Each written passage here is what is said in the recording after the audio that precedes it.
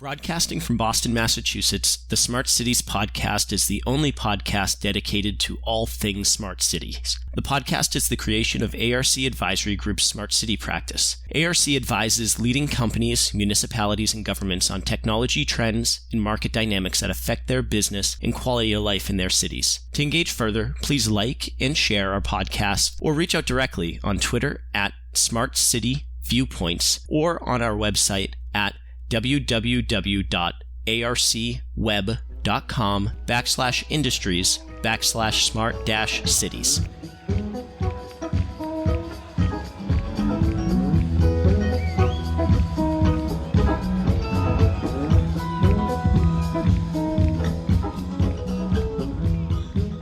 Welcome, everyone. I'm Jim Frazer, Vice President of Smart Cities here at ARC Advisory Group, and welcome to another edition of our Smart City Viewpoints podcast. Today, I'm very happy to have Michael Mazur of Colu Technologies with us as a guest, and he'll be talking about some interesting applications that I'm guessing most of our community doesn't know about. So, welcome, Michael. Thanks, and thanks for having me. Yeah, how are you today? I'm doing well. You know, nowadays everything is relative. But, isn't it? The circumstances. Isn't it? Well, Michael, before we get into your applications and technologies and business cases, can you tell us a little bit about yourself and how you came to this smart city domain?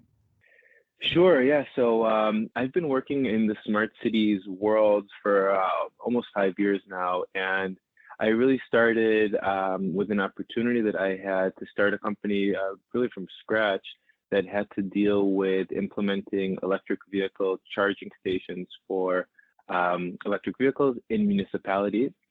And it really started with this vision that we had to how we can really, proliferate electric vehicle adoption and proliferate electric vehicles in general. And we had this idea, and I had to really run and take the idea and make it into a reality and really start launching in municipalities. So that was kind of my initial foray into smart cities and kind of in the world of technology and implementing it in municipalities. I did that for a little over 4.5 years with my previous company, and really we were very successful in implementing it to cities all over the U.S. and internationally, and really were able to make an impact. So I learned a lot from that experience there about, what role the private sector can play in implementing real solutions, tangible solutions in government. And I've been hooked ever since. Once I got in there and I saw that, my impact or the impact my team makes can really have a tangible impact on cities, and our efforts really are translated into it, I kind of got hooked and here we are today. Oh, that's great. Well, I know you have, we've previously spoken, and I know your application is quite unique and very appropriate for the challenges that we're facing here in April of 2020, particularly in regards to city and county and public agency budgeting processes and driving community economic engagement. So. Before I go too far down that, why don't I let you explain what is your application? What does it do? And can you talk perhaps about some business cases?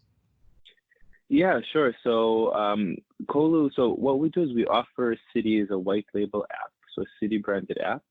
And the app really, the whole point of it is to drive resident behaviors to meet the strategic goals of the municipality. And we do so through a unique city coin, and that's a specific coin similar to like a point system, like airline points or credit card points, and that's the economic driver.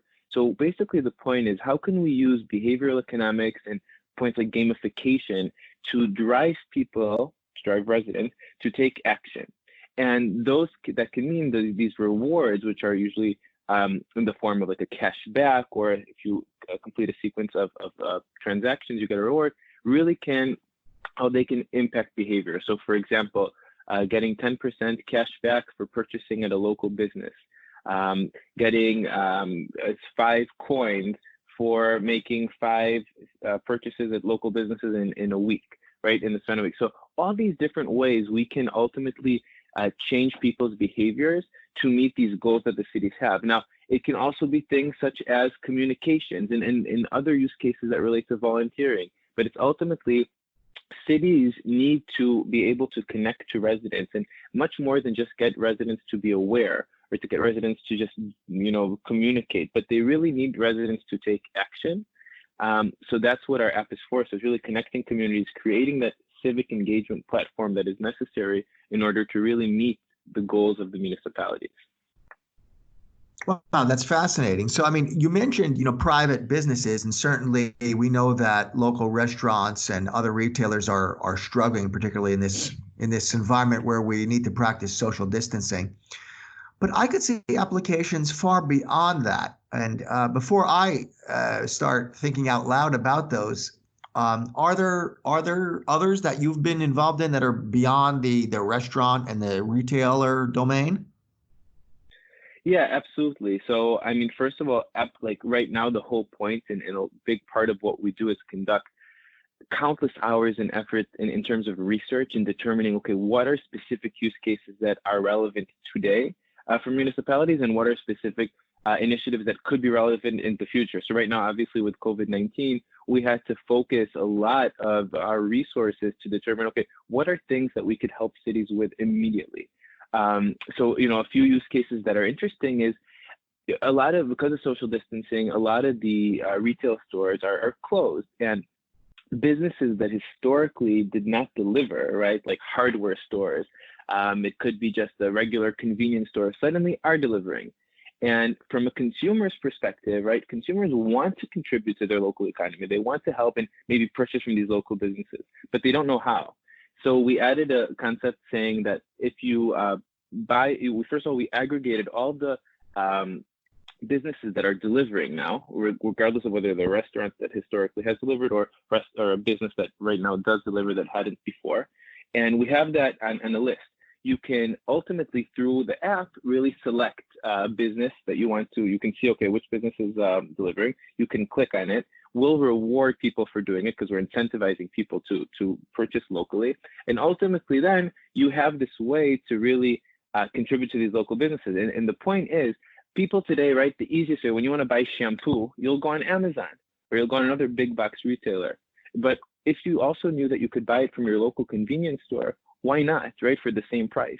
So the whole point here is really opening people up to these new behaviors that ultimately can help yield a positive impact on their local economy. So delivery is one of them. Another thing that we also are doing now is incentivizing people to volunteer, right? So if you volunteer, help local senior citizens, right, you can then get rewarded for it. So it's really also saying, like, people want to help, right? A lot of times, like, you want to help, but where do you really, like, what do you do when you want to help and contribute to your local economy? Where do you go? What website do you go? What app do you go to? And so we're really aggregating all these different unique new use cases and putting them all in one platform that the city really has for them, that they can ultimately get the residents to use to get and create these changes and really impact the local economy and the local kind of let's say community ecosystem. Well, I think that's very powerful. I mean, we're all aware of some larger smart city platforms that connect connect citizens and residents and stakeholders, like Well Next Door, for example. But what's missing there is that incentivized piece and that gamification. It's really a discussion bulletin board on steroids. So that's fascinating. That you have a platform that can drive, economic development or economic provide an economic lifeline to a lot of independent businesses in a particular city, because as we know, there's going to be some severe budgetary limitations as we move forward through this COVID-19 impact at the local, at the county, at the state, and certainly at the federal level. We know that much. The business cases that I see very when I first came upon cold technologies really came out of my domain experience in transportation, and I could see incentivizing the users in, say, a downtown city to walk or take a bicycle or have other to other multimodal type applications rather than the single occupancy vehicle, because many downtowns are overwhelmed by cars, at certain times of the day and year for that matter. And there's a huge effort there to perhaps move some of those cars to the outer ring of a city and provide some more innovative transportation to downtown, like either autonomous shuttles or bike rentals or e-bikes or free bikes for that matter. So I could see incentivizing the public's behavior to fulfill some greater societal goals through some economic impact. So that's just superb. Yeah, and I'll just add to that. I think when you speak about the mobility use case in transportation, of course, right now, because of COVID, we're I think focusing a lot on specifically the local businesses and the public communication. But obviously, things like transportation are extremely critical, and that is an initiative that also in Israel that we are working on. And why not, right? The city obviously wants to reduce the amount of cars on the streets, right? So if you can incentivize people to take public transportation or micro-mobility or different modalities of mobility, and incentivize them to do so instead of driving their own cars, awesome, right? So that is, one use case. And I can give you just another use case in terms of, let's say, walking, right? A health insurance company may want to incentivize people at a certain city to walk. So if you walk 10,000 steps per day, you can get rewarded. Or if you walk X amount of steps per week, you'll get rewarded for it. So these are different triggers, right, that we can use to justify a specific reward to meet these specific goals that an entity may have within the city. So it's all kind of under the city's umbrella, but obviously the Department of Transportation may have one goal. A health insurance provider that has a big local presence may have another. There may be another entity that also, this is another topic that talks about equitability, right? How do we also make sure that we are all, targeting businesses in low socioeconomic neighborhoods? How are we also targeting low-income communities? How are we targeting diverse communities, right? So there may be a foundation that wants to help create an initiative to support minority-owned businesses in a certain neighborhood or in a certain city, right? There may be a different foundation that wants to help female-owned businesses. So there's all these different ways we can reward behaviors that meet different goals of different entities. But I think when we kind of look at it in an aggregate, we can really look at a specific city and kind of really take a grassroots approach and figure out, okay, what are the unique things that this city has? And what is the sense of community that is going on? And how do we connect the tangible from the intangible, which right now, obviously the technology is the conduit between them. So that's, I think, the very interesting point.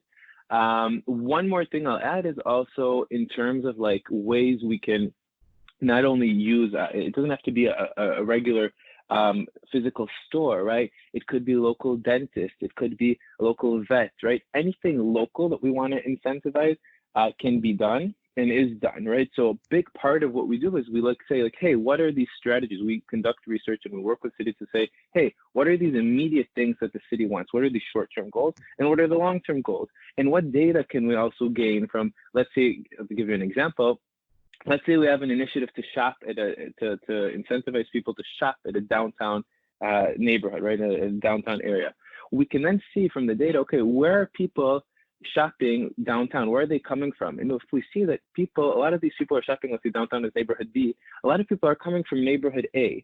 So actually we have all these people who are making that commute and driving with their single occupancy vehicle to that route. So wait, why not actually incentivize a route between those two locations to meet the demand? So there's so many things that we can learn that can help optimize the program and ultimately kind of continuously improve it. But it's all about, specific initiatives to meet specific times of the year or to meet specific times or like now, like specific events that are going on in the world. So that's the cool part. There's a lot of additional things we can do, and we're very interested in that. Well, Michael, it's interesting because while we didn't talk about this, I chair the IEEE Smart City Planning and Technology Standard. And it really is formalizing a number of best practices of planning smart cities. And really, to boil it down very simply, it defines that you really should define all your stakeholder communities, extract out of them user needs, see which ones have consensus, and then refine those consensus-based user needs into measurable requirements so that you have an RFP or an RFI or a specification for your project. So that process is well known and well embraced. However, even though the community, it's a community-sourced, crowdsourced type of specification, very often the adoption rate lags because there's a learning curve. And I see that this Colu solution can really enhance the adoption rate by influencing behavior towards that new solution. So, maybe it's, okay, we have a autonomous vehicle shuttle circulating in the downtown area. Well, sometimes, people might be a little wary of that today, but your Colu program can go and incentivize people to take that rather than that single occupancy vehicle. So that's really fascinating. But I have a question on more of a technical aspect. So in the Colu Technologies platform, we have the incentives program that can be a bit gamified. What else do we do? Do we track people's locations anonymously? What else is in that database that city leaders or their public-private partnership partners can monetize? Well, I think, a big part of it is yes, we want to create a personalized experience for users, but obviously we're very careful with the data and with the location. So in terms of, people, obviously we see, people will purchase and make transactions in specific businesses. Sure, that's great. But from the perspective of, monetization, right? So when you talk about SaaS platforms, right, there's always ways, how do we monetize the SaaS platform? And ultimately, we provide this platform for cities to use and to really say, okay, who can we bring on to partner that has a vested interest in creating a behavioral change for a specific use case or initiative? And ultimately, from that perspective, it's an entity, right? I mentioned, these coins, right? The reward points, right? So let's say when you purchase at a local business, you get 10% cash back. You spend $10, right? Where does that $1 of cash back, right? Where does that come from, right? It does not come from the business. It comes from a rewards budget. Now, a bunch of different entities can fund a reward budget. So I'll give you an example. Let's say the city in this case does want to fund a specific initiative to shop downtown. Great. So they fund, let's say, again, $50,000. I'm just throwing a number towards that initiative. That $1 will come from that $50,000 budget, right? So that's a case where there's a direct kind of impact on the physical transaction that immediately utilizes the budget. However, a city may say, great, let's put in that $50,000, but only after a sequence of 3 consecutive purchases in 1 week, only then do you get 2 coins worth $2, right? So there isn't necessarily a direct impact on each transaction. However, that's where the gamification approach comes into play, right? Only once you get that third one, you then get rewarded, so you feel kind of driven to do so. So that's another point. Now, from the investment perspective, right, we always look at it from an ROI side, right? So if a city is investing $50,000 in an initiative, what are they getting? What is that $50,000 driving in terms of purchases from the consumers, right? So if those $50,000 translate into, 7 times more than that, which is what we've been seeing in Tel Aviv, 7x, then wow, that's an amazing investment. If a foundation wants to fund a specific initiative, maybe they want to fund an initiative to help, like I said, minority-owned businesses. Great. So that money they know immediately gets put into that initiative. Now, other things could be like volunteering. It doesn't have to be a tangible purchase. It could be a different action. So it could be, like I was mentioning, someone focusing on one more on the health side of things. So you really want to incentivize people to walk a certain amount of steps per day, or people who exercise a certain amount of days per day, a certain amount of times per week, let's say, for example. So all these different things. And ultimately, the decision can be based off of the specific individual or entity that is putting in that rewards budget.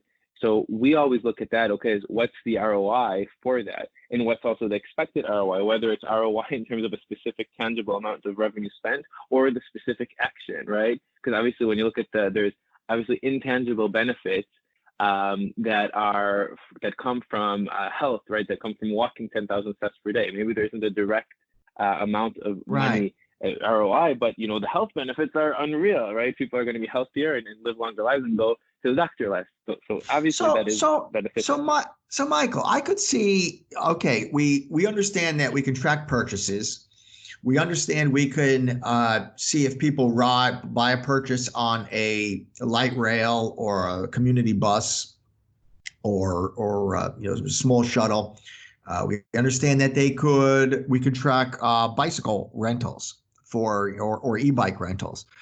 But pedestrian tracking, is that by Bluetooth or GPS or how does that work? So we don't, tracking is not something that we don't track where you are in the day-to-day. Obviously, with everyone, I'm sure it's aware of the Ubers and all that. So we have to, really abide by best practices to not really track, where people are. And it's really, just from the specific actions that they take that we can really just see, okay, what did they do? But it's not about anything beyond that.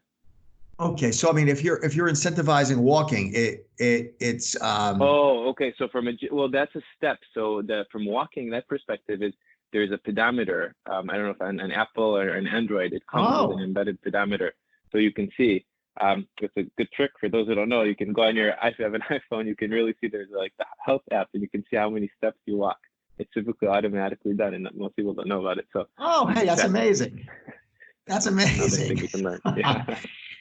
So, you mentioned this investment fund of for a small town, maybe $50,000. Is that always resources put up by the public agency or the city, or do you see a role for public-private partnerships here?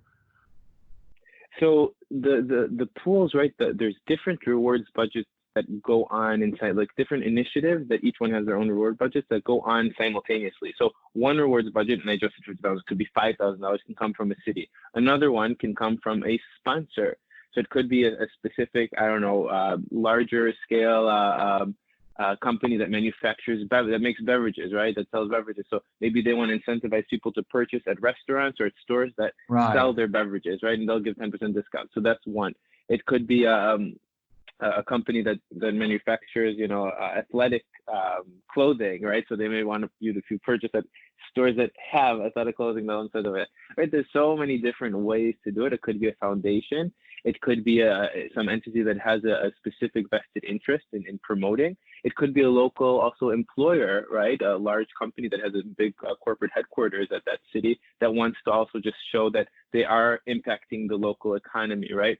So we're really offering an opportunity for key stakeholders, large or small, to also contribute to specific initiatives that they see a vested interest in. Obviously, within reason, they have to be approved, these initiatives, but overall, if the higher arching goal is helping and contributing to the local economy, that's awesome. So we want to create that platform to enable really entities, corporations, foundations, and other even specific businesses themselves to really create and include and add their add additional initiatives and additional promotions, because I think that is what can drive this whole effective change and behavioral change. It's really having a lot of different things, and people also want to be exposed. I think, one of the things that people are missing today is that real connection with their community and kind of knowing what's going on. And I'll give kind of an anecdotal story, right? Like I honestly, like now, obviously during COVID, I said, okay, how do let's say I want to buy shampoo. I want to buy like products for my apartment. Like, where do I buy them? I immediately and intuitively go to Amazon. And I wish I could also go to my local bodega or to go in Manhattan. So, or I could go to my local convenience store. Like, I wish I had the ability to know what I can do that is basically anyways part of my day-to-day routine, and how I can also do that in a way that benefits my local community. So I think people are missing that conduit that connects them between where they live and what they do and how they consume. And especially now when I think, you have this whole concept of, the simplicity of all these apps that we use that are on such a national scale. We don't have a community-centered kind of app that really focuses on the city and on our lives within the city. And that's what I think is extremely critical to emphasize with this all. So all these different initiatives ultimately are to impact residents in a city. And I say residents, but one also thing to mention, it doesn't have to be a specific resident, right? If we have we launch in a specific city, it could be people who are visiting the city, right? It could be people who work in the city. As long as the businesses and the ecosystem is surrounding the city itself, it doesn't matter if it's only residents using it. Let me ask about the business model of this platform, of Colu and the platform together. I mean, there's been some criticism in the last few weeks from local restaurants that many of those third-party delivery providers charge 25 to a 30% commission, a charge to the restaurant for that delivery. And there's been quite a public outcry. I would argue, across North America certainly, from restaurants that say, "Hey, call us direct," so that your 25% of the bill doesn't go to some venture funded delivery service, and keeps the dollars local. How does Colu? What does Colu sell here? So we are not in any way like competing with that, or even looking at that is something that can happen simultaneous. And I'll give you an example. When you purchase airline tickets, right, through your credit card, on one hand, you are getting points for purchasing from your credit card. And on that same purchase, you're also getting points from your airline, right? Airline points. So you can purchase at a local business. Doesn't matter how you purchase, but that kind of is not related to us, right? As long as you're making a purchase at that business, then you will be rewarded for it if that is a business that is part or participates in one of the initiatives in the municipality or in the city, right? So obviously, I understand, and we're all for the small businesses in terms of how can we help them and provide them a platform to ultimately get more traffic. But the marketplaces that these businesses use, right? Obviously, that's to their discretion, and we just want to help and give them as much traffic as we can, and make sure that people, like the competition here, effectively, is that not that people don't purchase at one business or another. It's the fact that people purchase at local business, right? So as long as that people purchase locally, that's good for us, and the rest of the things, obviously, we want to just make sure that the businesses do well. Right. So your platform allows local businesses and I'm guessing chains as well to be listed and to offer their delivery services basically direct without going through that third party that charges a fairly large percentage of that delivery.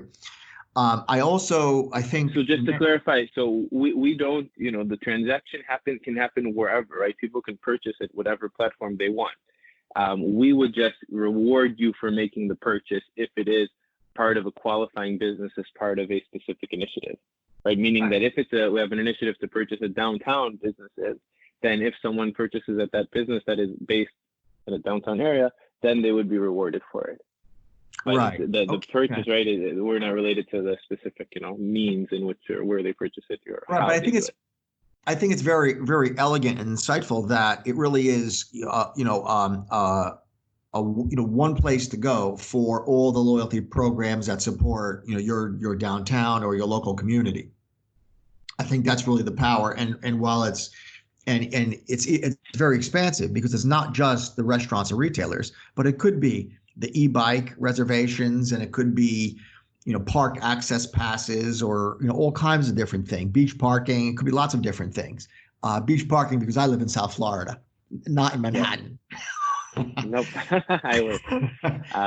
Yes. And one thing I'll just add is another interesting thing we've seen is that so let's say you accumulate your local, the coins, right? Let's say you accumulate your local coins, and let's say you have $20 worth of coins, right? You can obviously redeem them at a local business, right? You have $20 worth of coins. You go to your local restaurant that accepts those coins.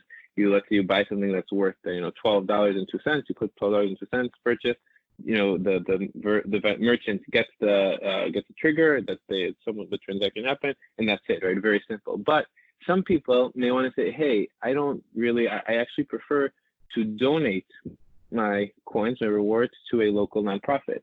And that's something that we were also doing in Tel Aviv, right? So we see that if you want to, we give people the option to donate locally. And we see that we're getting a lot of positive feedback. And in Tel Aviv, I will say that we started an initiative in the first or the second weeks of March after, the whole COVID-19 pandemic really started becoming the centerpiece of life there. We started an initiative where people could donate their coins to additional nonprofits, and it has been very successful so far. So we also want to be able to kind of open up the door for people to contribute in other ways. But regardless, the coins as they accumulate have to be spent in the city, right? So we're kind of creating the circular notion of you accumulate the coins by making the purchases, but when you redeem them, you also have to redeem them locally. So whatever it is, it's kind of continuing the cycle of local transactions. Yeah. Actually, I referenced my work with the IEEE Smart City Standard, and one of the human factors that is embedded in that standard is the idea of a circular economy. And this really is a powerhouse application that really focuses on that circular economy, about keeping dollars in the area and where they're generated and where they have the most impact. Absolutely. Yeah.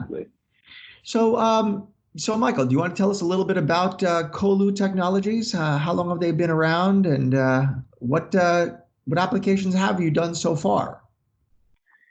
Yeah, so Colu has been around for close to 5 years, and the main focus that Colu has is really, offering a platform for cities to use to connect residents and encourage resident behavior to meet the goals of cities. And it's interesting because a lot of the work up until now was focused on in Israel and in Europe.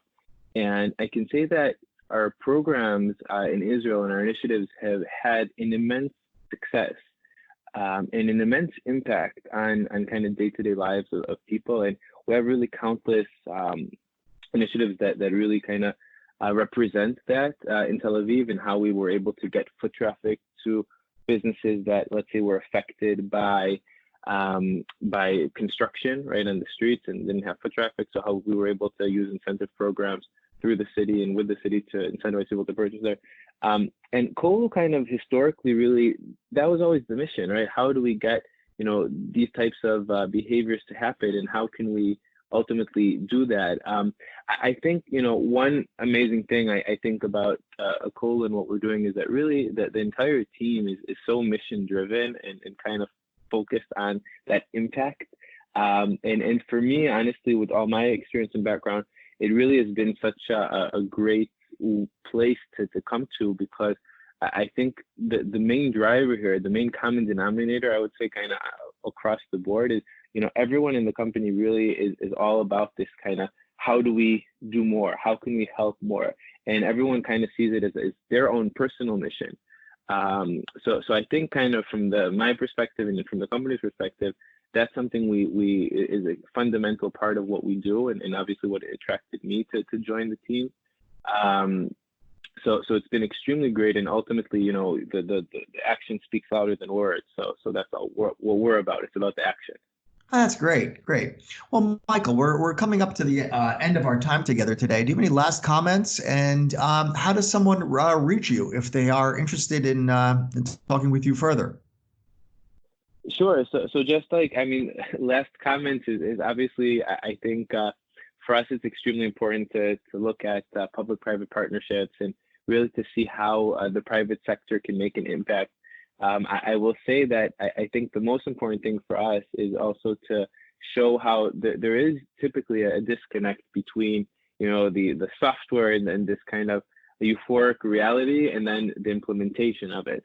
So we also are focusing a lot in trying to really see what's the best way to take this idea, right? This awesome idea, but also implement it into a new reality in a city. And that's a big part, and that's a big part of the void that we see in the market. And that's where I think we have to really focus on that cool intersection between government, technology, and innovation.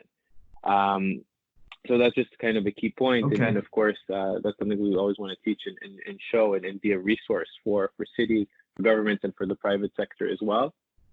In terms of reaching me, I'm available through Kolu. My email, michael@kolu.com, simple. And I'm sure we can share the contact information in the podcast too. And obviously, we're happy to just even act as a resource and kind of more of a strategy tool to help out with whatever we can, especially now more than ever with the virus and the pandemic going on. That's great. Well, Michael, it's been a joy to have you on our podcast today, and I'm sure we'll be hearing from you again in the future. So thanks for being our guest today, and thank you all of you who are listening in. We'll see you next time on an edition of the Smart City Podcast.